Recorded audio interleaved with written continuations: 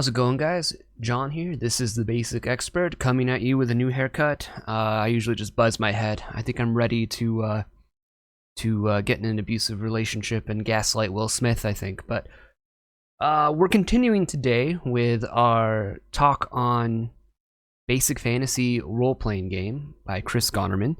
It is the game that I'm currently running for my players, and I kind of wanted to talk about the encounter phase and a few other things. We're just going to continue going through the rulebook almost section by section and talking about it. And hopefully, my hope with all of this is that players out there that are maybe coming from 5e or something like that, that maybe look at something like Old School Essentials or other more kind of pricey games, can kind of look at Basic Fantasy and see that this is a pretty good game. It's a pretty gangster game, and it's free.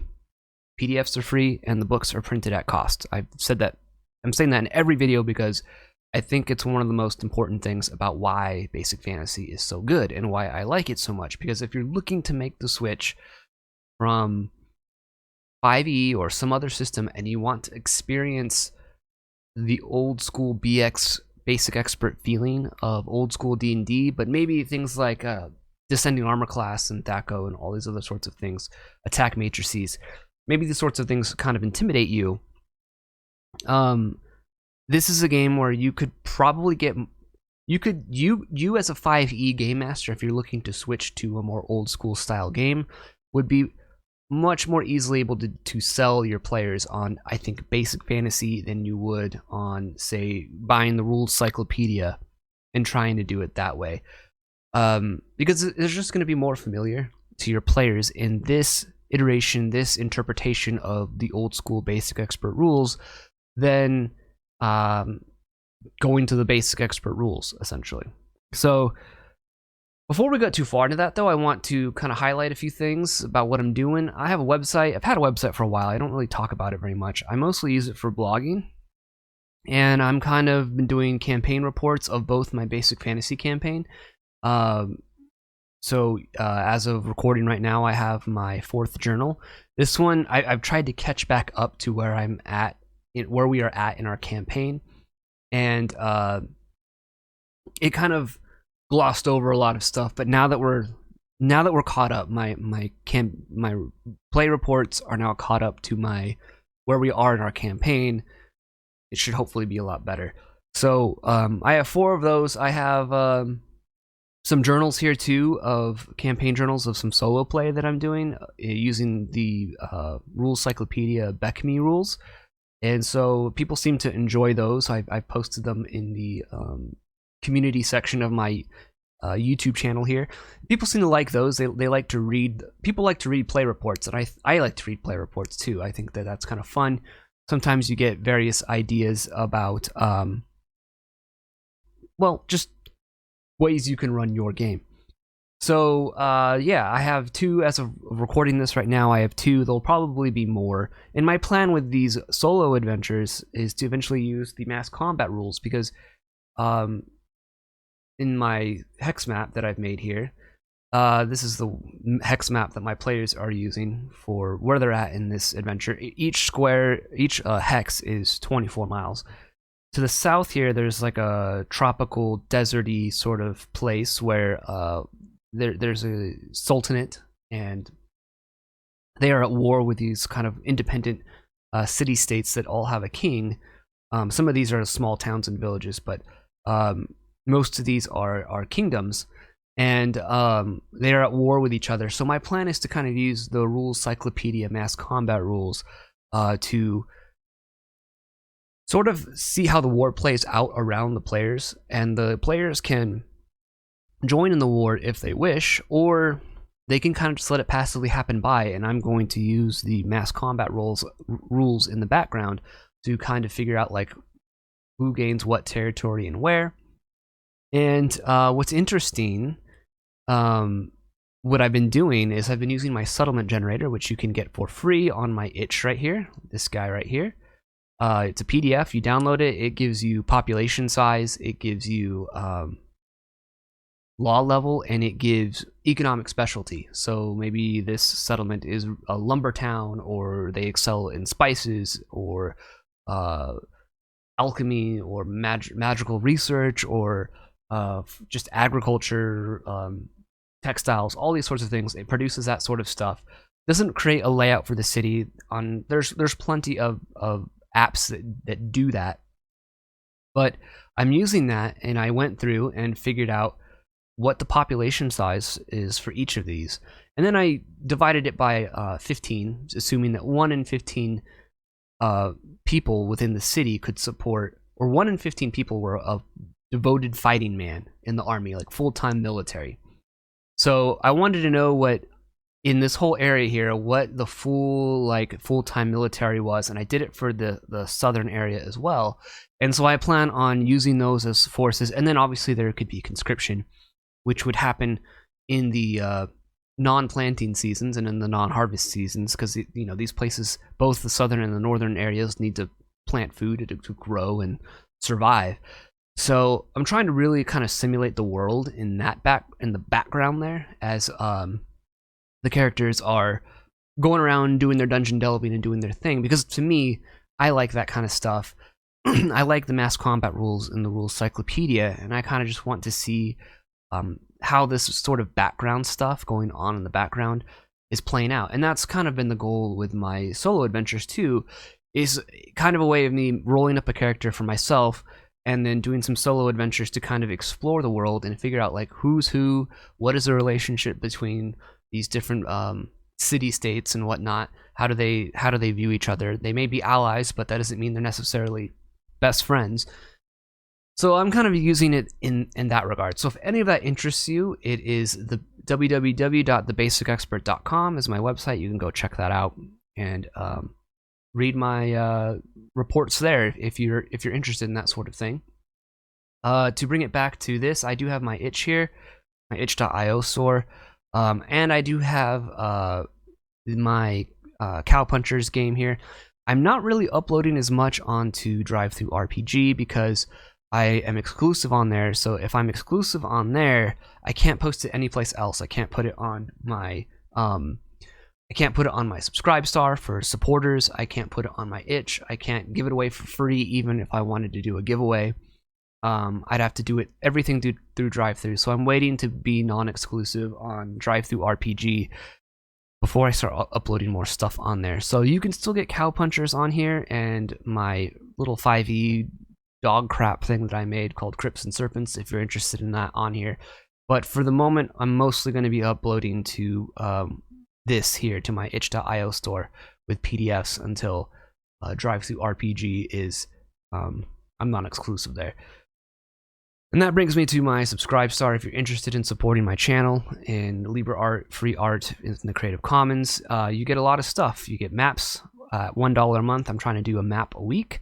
And other tiers get $3 and up. You get an adventure a month. So that's usually like a 3 to, some of my adventures are getting even to be much longer, 3 to however long adventure every month.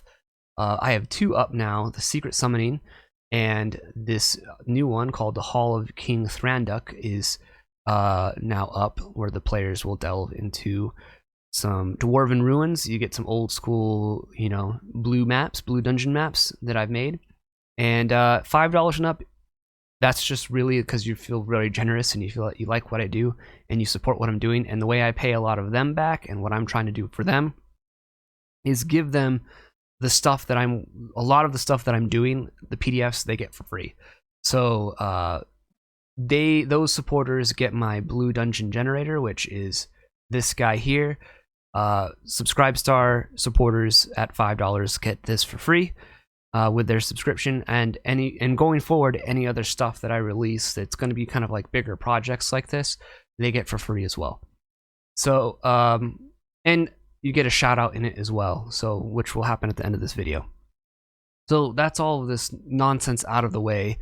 Let's talk about basic fantasy. So we're in the encounter section, and the first thing it talks about is order of play.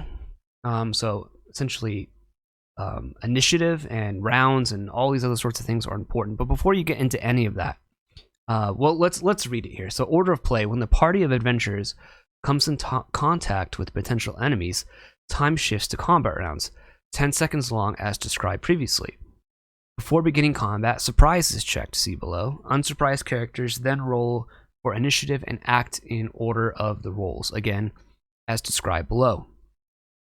So, surprise is you roll a d6, and if a character is surprised, usually there's surprise on a 1 to 2. That's most characters. Elves, for instance, reduce that range by 1, so they're only surprised on a 1 and 6, where like a human on average or dwarf is surprised on a 2 and 6. It also says here that characters that are purposely setting up an ambush have a 1 in 4 chance on a d6 to surprise their opponents. So this goes for the player characters trying to set up an ambush, as well as the players walking into an ambush as well. And so elves, because they reduce the range by 1, for this situation here where there's an ambush laying in wait for the party and there's an elf in the party, everyone else, if they're the only elf, everyone else is surprised on a 1 to 4, whereas the elf is surprised on a 1 to 3. And they give an example here of the human fighter. So yeah, essentially, like you roll for a random encounter. Let's say a random encounter occurs, or just a planned encounter occurs. You roll for surprise. You determine which sides are surprised. If a side is surprised, you cannot act for that round, and the other side is, it says here, surprise characters stand flat-footed for 1 round. They still defend themselves, so there's no penalty to armor class, but they cannot move nor attack during the round of surprise. So essentially, the side that gets surprised on the other side gets a complete full round against anyone that's surprised to do whatever they want, essentially, which is very advantageous. And this causes characters in my game, I've noticed, to really try and maneuver their way through dungeons very carefully and take great care when they're traveling through the wilderness, because they don't want to get surprised, and they would rather prefer to surprise anything that they may stumble upon. You also want to check if the group of players, how the monsters or NPCs that they're interacting with are receptive to them, and you get this reaction table here. This is something that I think is very interesting, and I've made a video about this. It's probably somewhere, let me see here on the top, there'll be a little thing that popped up.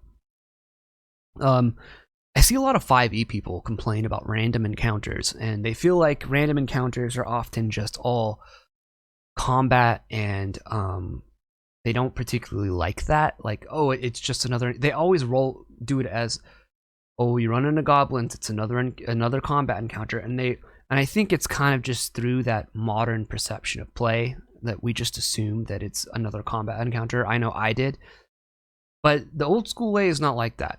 The old school way, you roll a reaction roll, and the game master rolls 2d6 and adds the charisma bonus of the lead character or penalty. This is the character that's in front that seems to kind of be leading the party at the moment of contact with these enemy characters, potentially enemy characters.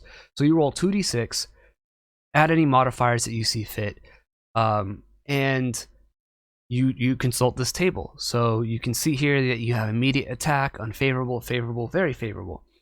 So there's a chance where it adds a potential for roleplay. And so let's use an example. Let's say the player characters are traveling through the wilderness and they run into some goblins. Neither side is surprised, but the dungeon master rolls for reception based on the front character. And let's say for some reason the table indicates that you roll 12, and so the goblins are actually very favorable to the players, and that might seem odd, but now it's a chance to role play. So maybe the goblins appear and they're like, no, we don't want to fight. We have a rival goblin tribe, and you guys seem really strong. We would love to give you something if you would help us eliminate this other goblin tribe that's our rival. Something like that. It makes the encounter turn into another adventure potentially, because you're using this table to kind of guide how the role playing of that scenario is going to play out. between the characters and the NPCs, or the character and the enemies, that potential enemies that they're running across. And I rather like that. It totally is different from, here's another combat encounter, which is how I see a vast majority of 5e players and dungeon masters running their random encounters, which is why I see lots of tweets and lots of articles about game masters and players that are like, we're done with random encounters because we're just sick of it slowing down with combat. And to me, you're using random encounters wrong, and it's not your fault, because I don't really feel like 5e really tells you that it doesn't. First of all, it doesn't have a monster reaction table like this, and secondly, it doesn't really tell you that you could do something like that. So this is something that I think is incredibly important and will add some flavor to your game and make the game feel, and the world feel a little more alive. And you can kind of get, in my Goblin Tribe example there, for instance, some emergent storylines that could pop up. Like, that's an interesting thing, that these goblins are like, whoa, hold up, we don't want to kill these people. They look strong. Maybe they can help us defeat our rivals over here in the next cave or something like that. So keep that in mind. I really rather like using random encounters in conjunction. You need random encounters in conjunction with monster reaction rolls. So yeah, it goes through that. Then we get to initiative. Each round, 1d6 is rolled for initiative for each character or monster. This roll is adjusted by the character's dexterity bonus. High numbers act first. Any character's monsters with equal numbers act simultaneously. The GM may make single rolls for groups or of identical monsters, or at his or her option. So what I do is, we play in person, and we have our dry erase battle map out in front of us with our miniatures on it. And I'll roll for each individual monster, and they'll roll initiative for their characters. And we just stick the d6 next to the creature or PC, so that we see what initiative numbers are on the table. And that's how I keep track of initiative at the table. I saw this through Chris Gonerman, kind of explaining how combat and surprise works, from a video from I think a year or two ago. I'm not sure exactly. If I find it, it'll be here. If you don't see a video here as well as the other one, it's because I couldn't find it. But that's just what I do. I put the D6 next to the mini, and so that we can look at the battle map and know, okay, now it's anyone on initiative turn 6's turn. It's anyone on initiative turns 5's turn, and as we go down the line. And for 5e people, I really like that initiative is rolled on a d6. It's so much faster, even when you're doing initiative, individual initiative, as opposed to another old school ways to do. The real old school way to do it is side initiative. So you go by initiative of sides. I really like rolling for initiative every round. It's so cool to me, because if you have bad initiative the first round, you're not going to be stuck with it for the rest of the combat round, which is what I see a lot of 5e people doing. And I don't know what it is about 5e in rolling the d20 for initiative. I think it's one of those things where rolling a d20 is not the best option for everything, because I think what speeds it up is the d6 obviously gives you a much smaller range, so you're getting a lot more chaotic, simultaneous combat going on in basic fantasy and in older school editions. That means that that combat's just going to move more quickly, which I appreciate. I'd rather get to more combat encounters in a session if possible. Like, if it's going to be a combat heavy session, that game, I'd rather get into more combat encounters for my players and have them have fun fighting stuff, rather than having one long drudgery like encounter. So I really rather like that aspect of it. Alright, so one thing though that the book doesn't talk about here, at least in my reading of it multiple times, maybe I'm blind and I missed it, but I'm not been able to find it, is what happens when you have simultaneous actions. Let's say I, as the PC, roll a 4, and one of the orcs rolls a 4 as well, and we're right next to each other, or we're just, there's multiple characters that have an initiative of 4. So everyone's doing their thing at the same time as that is going on. And I kind of went and looked at the rules cyclopedia here. The rules cyclopedia, and it kind of goes through it. So this is kind of going through the combat sequence checklist, and I would use this for resolving simultaneous combat, so that you kind of have almost an initiative within an initiative for that initiative number. So on the 4, let's say there's 3 of us that have our turn on initiative number 4. I would check for I would check for morale at the start of the turn, but then I would do movement first, then missile combat, magic, and hand-to-hand combat. That's how I would organize or prioritize order of quickest things to get done in that turn. So that's how I would do it. I would resolve things on that initiative number in that turn. So like all of the characters move their thing at the same time. If however, if they are moving away from each other, let's say 2 opposing sides or 2 opposing characters move away from each other, you can either rule to negate the parting shot if you wish, or you can give both sides a parting shot, or dictate that both sides are doing a fighting retreat in order to move away from each other. That sort of thing. And then you resolve everything else in the order that I listed. So for some reason it doesn't go through that, but yeah, it's that's how I would do it. Then you get to so that now we're in combat. Each character or creature involved in combat may move, if desired, up to its encounter movement distance and then attack if an opponent is in range when its initiative number comes up. After attacking, a character or creature may not move again until the next round. Opponents more than 5 feet apart may move freely, but once 2 opposing figures within 5 feet of each other, they are engaged and must abide by the rules under defensive movement below. There. You can run, but you're not usually allowed to attack, but you can charge, which there's rules for that below. Running characters can move at double their normal encounter movement rate. Characters are allowed to run a number of rounds equal to 2 times the character's constitution, after which they're exhausted and may only walk at the normal encounter rate.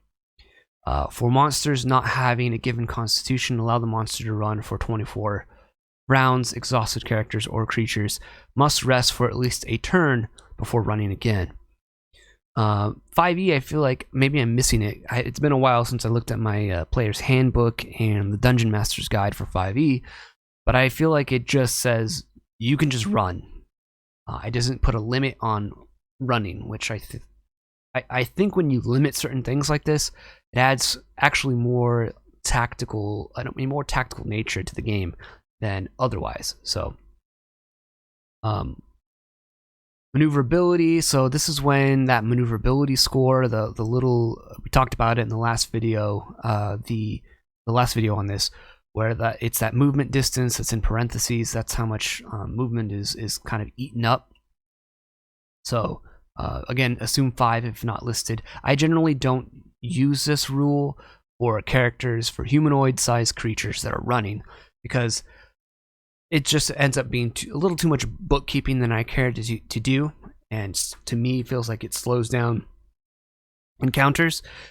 But I will use it in the case of, for instance, vehicle combat or in ship combat, things like that. You've got rules for climbing and diving. You have charging. So charging is an interesting thing. Under some circumstances, characters or creatures may be allowed to attack with a running move. This is called a charge, and some specific limitations apply. First, the charging character or creature must be at least 10 feet and may move up to double his or her normal movement rate as given above.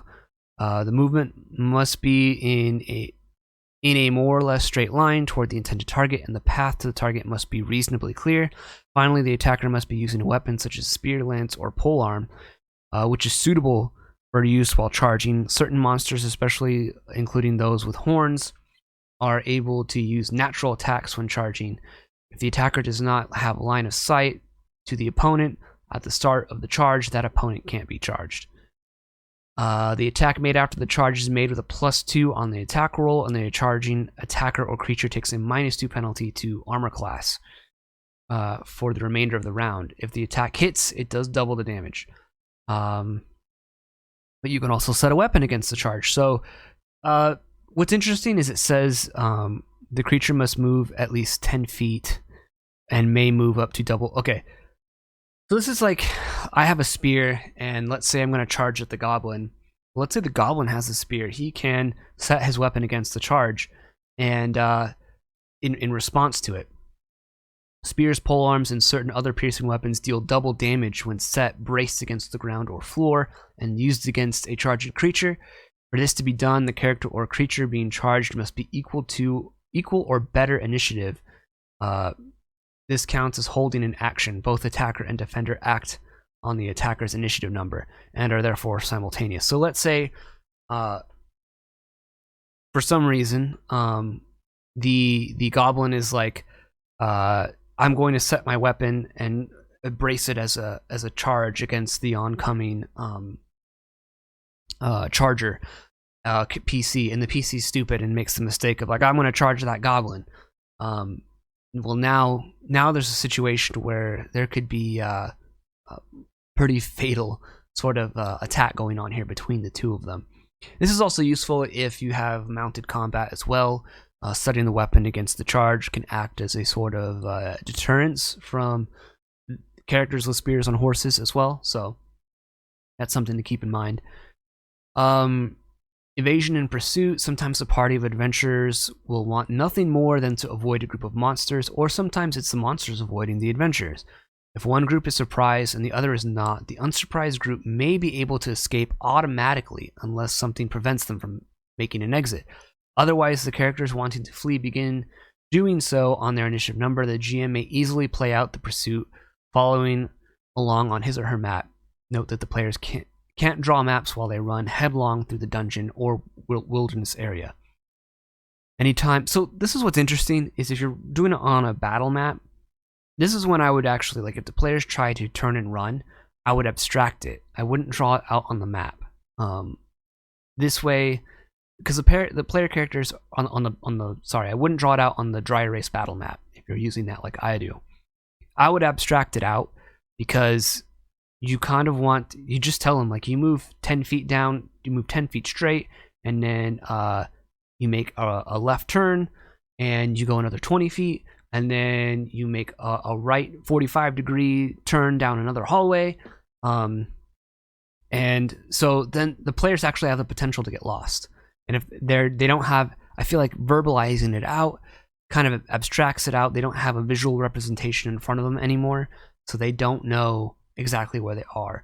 And that's kind of the point, and that's the risk of retreating or running away, is they don't know where they are.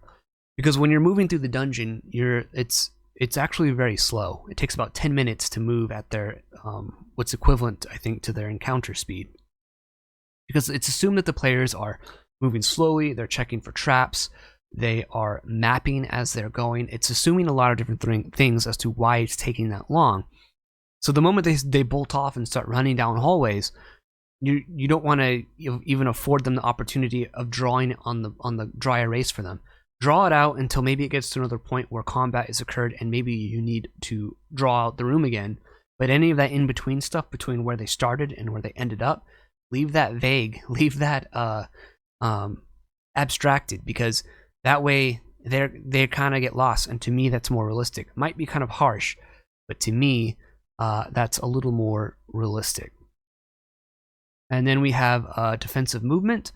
Anytime a character turns his or her back on an adjacent, so this is referencing the thing above here, on an adjacent opponent who has a ready weapon and begins movement, that opponent is allowed a parting shot, or an opportunity attack as it's called in 5e, I believe, with a +2 bonus to attack. Even if that opponent has already made all attacks for that round, opponents with attack routines must choose one attack mode. For instance, a tiger with claw bite routine would only claw once or bite once. Alternatively, the character may begin backing away up to half their normal walking movement while continuing to fight. If the opponent remains within reach, that is, follows, they can follow the retreating character. This is termed a fighting withdrawal. So essentially, you can cut your movement in half and move away without incurring that parting shot from an opponent. I like this a little more than 5E's method of doing it, where you just use the disengage action.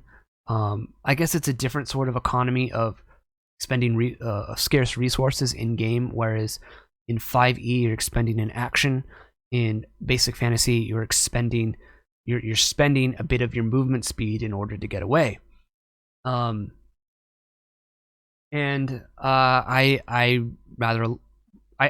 prefer this method a little more, I think. And I think I would rule that they could almost do full speed, but they cannot.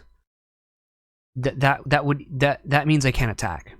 So they can choose to do. It's almost the same thing as the 5e version, I guess, where you use a disengage action as one of your actions to move away. So you could move your full distance away in my ruling of Basic Fantasy, but you cannot attack. That would work as well. Then we have attack bonuses here. This is very useful for you as a DM to know what attack bonuses the creature you're using is capable of having. So you have the number of hit dice here. Side note here, I rather like how Basic Fantasy really uses the hit dice as a metric for how strong or powerful a creature is, because it's much better, in my opinion, and much easier to understand, and you generally can create more challenge. You can better guess how challenging an encounter or deadly an encounter will be based on the hit dice of a creature rather than a creature's challenge rating in 5e. I think the challenge rating in 5e is completely broken. It doesn't work at all, but still doesn't work. But I think it doesn't work because it's fundamentally trying to do something which is a balanced encounter. I'm not for balanced encounters in the first place, but it's there to try and allow GMs to do a balanced encounter with something where the luck of the dice could fall the wrong way, or it doesn't seem to take into the challenge rating doesn't seem to take into account all of the abilities a creature has, which I think it just makes it so it doesn't work. But this is a very useful thing for both your characters. So if you're a fighter and you're not sure, you have a chart here based on your level, cleric or thief, magic user, what your attack bonus is, and then again, hit dice for your monsters.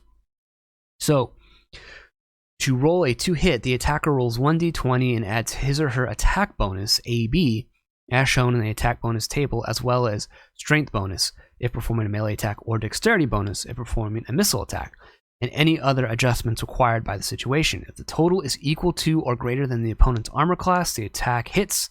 So this is all familiar stuff if you played modern editions of D&D. The attack hits and the damage is rolled. A natural 1 on the die is always a failure, and a natural 2 is always a hit. If the opponent can be hit at all, for example, monsters, there's some monsters that can only be hit by silver weapons or only by magical weapons. So even if they roll a critical hit with a normal, let's say, longsword against a vampire or maybe a wight or something that can only be hit by a magical weapon, yeah, you rolled a 20, but that creature can only be dealt damage by magical weapon, and your regular old longsword is incapable of doing that. So that's something to keep in mind as well. Attacks from behind. Attacks made from behind an opponent usually receive a +2 attack bonus. This does not combine with the sneak attack ability of the thief, which the thief gets a +4 bonus, but you don't stack these two. So thieves do not get this ability. This is for everyone else. Then we talk about normal men, which is this metric here. Normal men usually have less than 1 hit dice. They're usually pretty weak, and they get no attack bonus. And you got, again, our monster attack bonuses here based on hit dice of the creature. Melee occurs after a character is has closed for combat and strikes at a monster or a foe. Melee weapons or attacks may generally only be used against foes who are engaged with the attacker, as described below. And you have explanations of missile fire, rate of fire. Rate of fire is very important for crossbows. So like a light crossbow can only be fired once per 2 rounds, and so you fire it and it takes essentially a round in order to reload it. And a heavy crossbow can only be fired once per 3 rounds, which means that a heavy crossbow takes 2 whole turns, 2 whole rounds of combat for you to reload that thing. Often what I see my players doing is they usually carry 2 crossbows, keep them both loaded. They reload them outside of combat, and they just kind of use the crossbows if they're going to use them. Recently, they've kind of switched to longbows and shortbows because they just don't care for the reload rate of the crossbows, but they normally carry a crossbow, and they would keep both loaded, fire one, drop it on the ground, fire another, drop it on the ground, and then move to melee combat after that. So it's all preference, because it's just, to them, it's just not worth it to sit there and do nothing in order to reload during combat when you could be fighting. You have grenade-like missiles, so when throwing grenade-like missiles, flasks of oil, etc., a successful attack roll indicates a direct hit. So, your target's right here, where it says target. The GM will roll 1d10 and consult the diagram below to determine where the missile hit. If this is on a miss, treat each number as representing a 10-foot square. So, if this is a 10-foot square, so that means that, like, oil, for instance, has a 5-foot radius of effect if it's lit on fire and thrown. So you have to keep that in mind. And this means that if there's a swarm of creatures here, it might not be a big deal to miss. It might land on 5 or 1 or 0 and still hit some, or maybe even cause some damage to some, but it's not to your intended target. But it could miss. It could damage a friendly ally potentially as well, which we'll get into here with missiles that miss. With the exception of grenade-like missiles, missile weapons which miss the intended target are normally considered lost.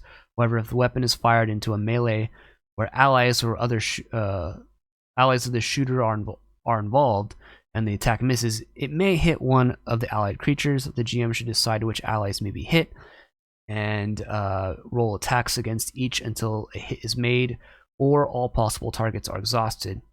Which means that maybe if there's a group of goblins and they're right next to each other, you shoot one, you miss him, but maybe it hits the one next. Who knows? Maybe you'll get lucky. Who knows?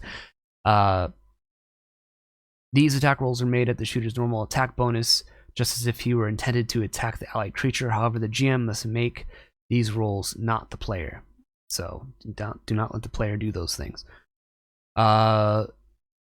This rule is intentionally vague. The GM must decide when and how to apply it. So there's kind of some ruling here on this. I don't generally use this a whole lot, mostly because my players are kind of smart, and I don't see them firing missile weapons into groups of combatants where their allies are.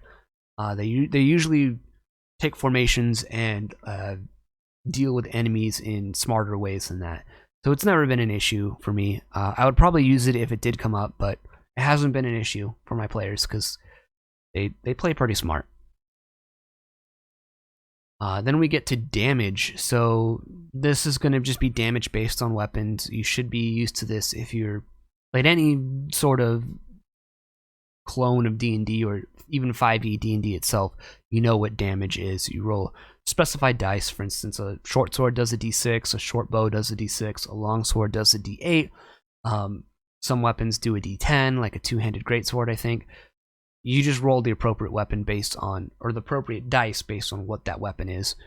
Subduing damage, you can attack with a flat of the blade for non-lethal damage. There is a -4 penalty to hit to do half damage. And most weapons can be used this way, it says. And if you reduce a creature or character to 0 hit points with using this subduing damage, it is considered it is not considered killing the creature. You've knocked him unconscious. So let's say you try and attack the thief with the flat of your blade. You take a -4 penalty, but you still hit. You slap him across the face with the flat of your blade. You knock him out because he had low hit points, and he's unconscious on the ground, rather than you lopping his head off. Because maybe you need to take him in back to town. Now, any further damage after that would be lethal damage, but that initial attack that takes him to 0 with non-lethal damage is enough to just knock him out. Then you got rules for brawling and wrestling. Normal characters do 1d3 points of subduing damage with a punch, or 1d4 with a kick, and kicks are rolled with a -2 penalty. You have wrestling. Wrestling attacks requires a successful melee attack rule, where success indicates the attacker has grabbed his or her opponent. This hold is maintained until the attacker releases it, or the defender makes a save versus death ray, which is attempted at the defender's next action. According to initiative, a successful wrestling attack causes the attacker to move into the same space as the defender if the miniature figures are used. After achieving a hold on an opponent, the attacker can automatically inflict unarmed damage, as is striking, some ground and pound, to prevent a held opponent from speaking. Use simple magic items such as rings, or to take any other action the GM allows. And this could be a good way of, trying to subdue a magic user or something like that. The Rules Cyclopedia has its skills here. Let me get to that here.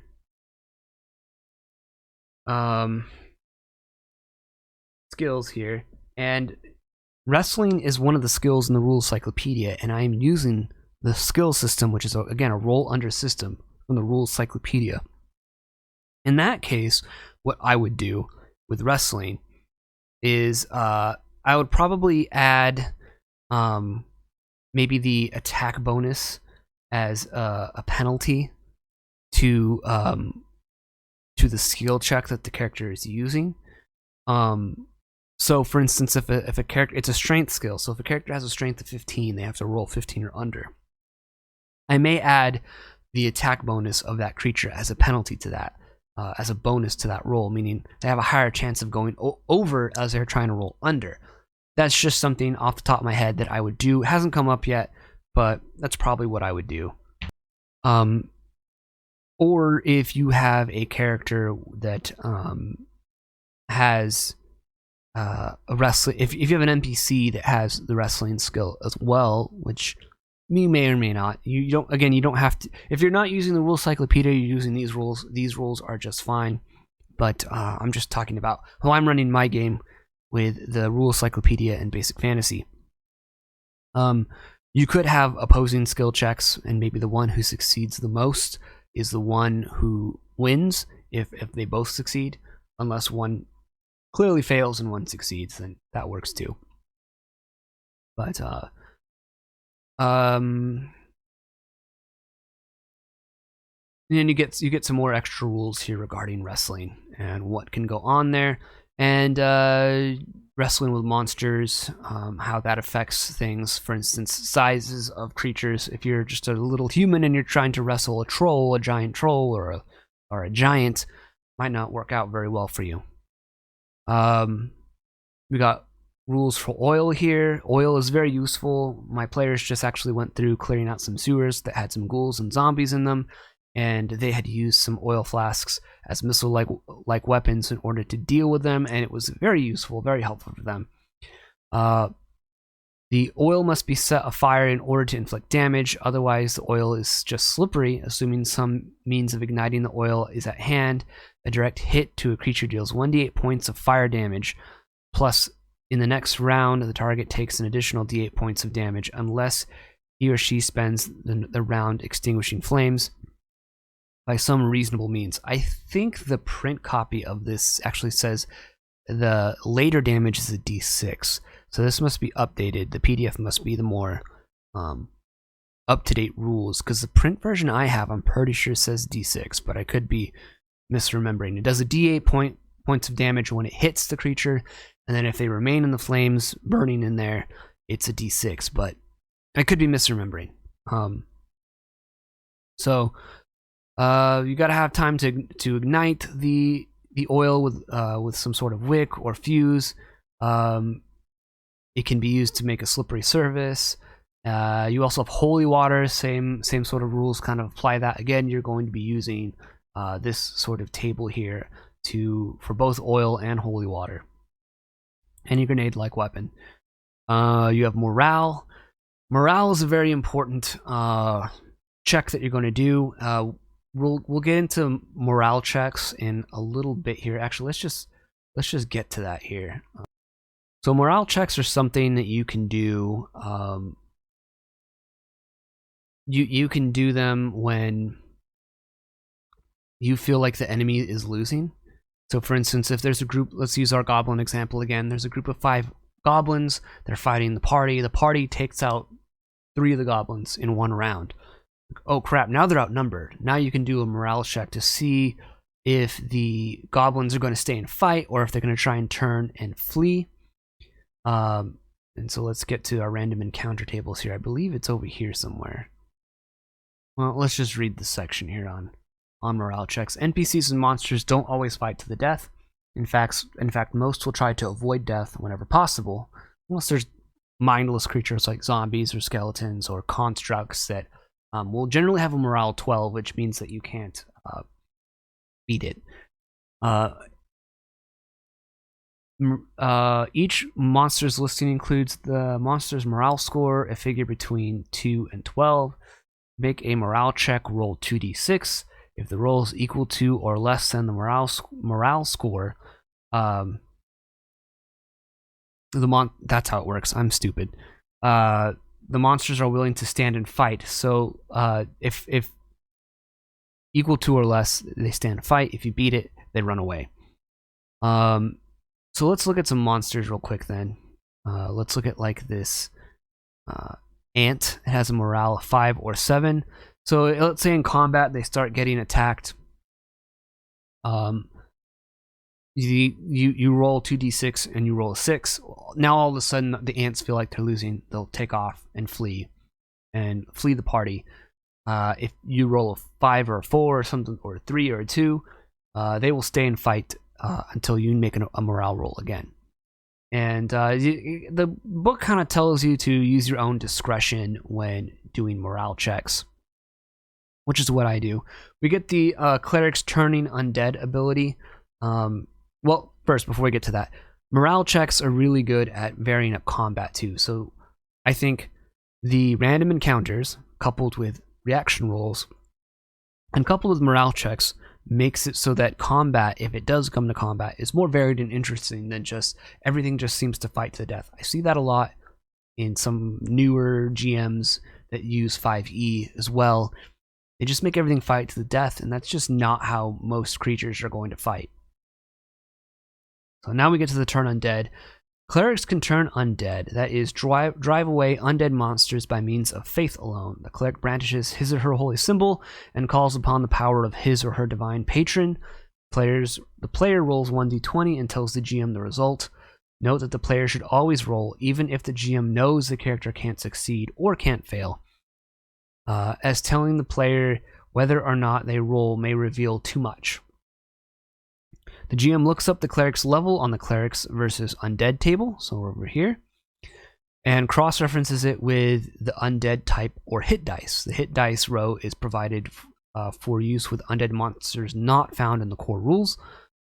Only use the hit dice row if the specific type of undead monster is not on the table, and no guidance is given in the monster's description.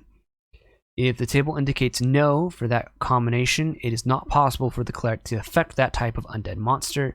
If the table gives a number that is a minimum number needed on the d20 to turn that sort of undead, the table says T. So 13. Let's say there's a skeleton in front of the cleric. He says he's going to use his turn undead ability. He rolls a d20. He has to roll a 13 or more if he has any chance of wanting to affect this skeleton undead.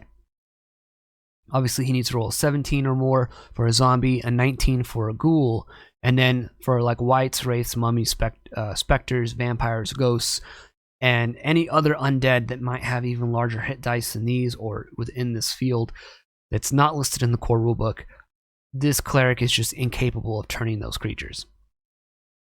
If the table says T for that combination, that type of undead is automatically affected, no roll needed. If the result shown is D, then that sort of undead will be damaged and possibly destroyed rather than merely turned.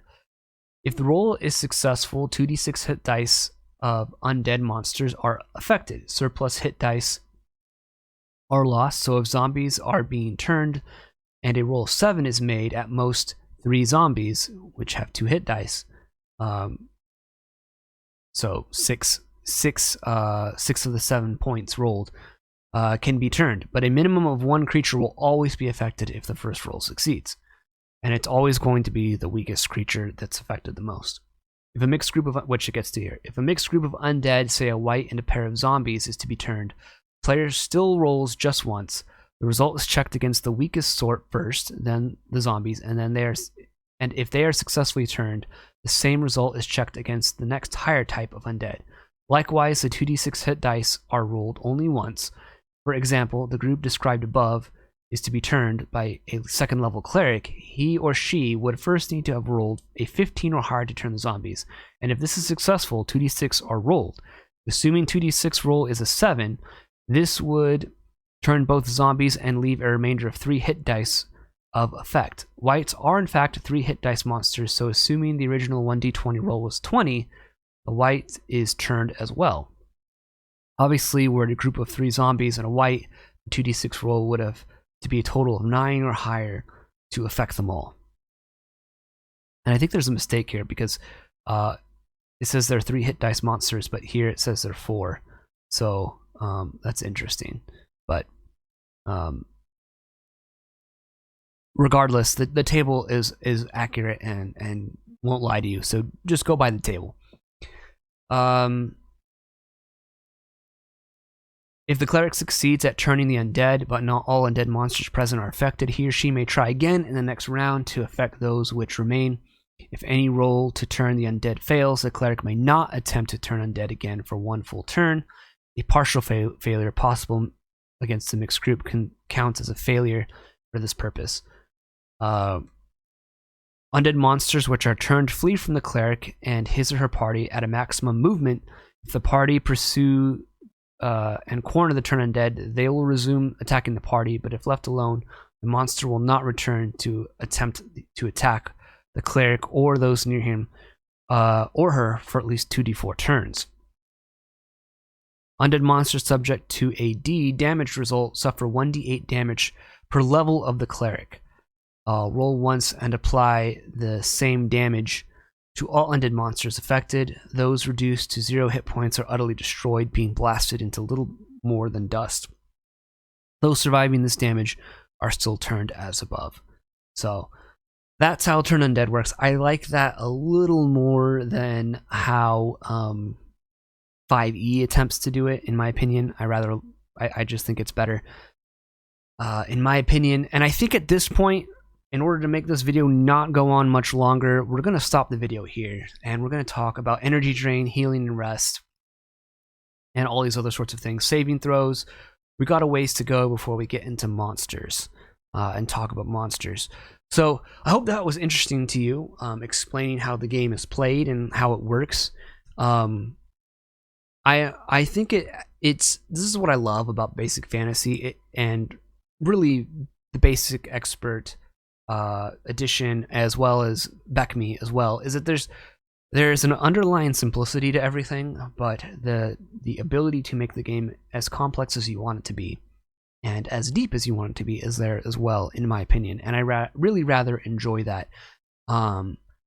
There's depth to this, and there's room for a creativity in this because the rules are so simple, and it just, to me, limits things in the perfect way where they need to be limited, and is vague enough in other areas where it needs to be vague enough to foster creativity and use, for instance, spells in creative ways. Some of the vagueness in the way that spells are worded is done purposefully so that players can be creative with it, for example. So I really kind of like that. This kind of over explanation of rules that we have in a lot of modern gaming, I'm not quite as much of a fan of. I know some people like it. They like the rigid rules. They like to know what can and can't be done with this spell or with this ability or with this aspect of combat or whatever, or movement.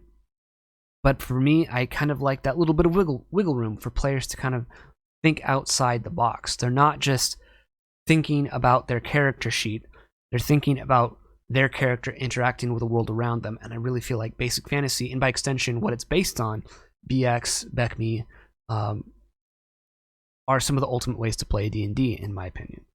So that's going to do it for this video. Make sure you check out the links. Check out my itch.io, my subscribe star if that interests you and you want to support my channel. Cow Punchers if you're interested in a crunch light cowboy western role-playing game. And my blog if you're interested in seeing some play reports about the goings-on of my basic fantasy campaign, as well as some of my exploration through solo play of my campaign setting as well. So until the next video, guys, I'll talk to you later. Without further ado, I'll catch you guys later. Peace out.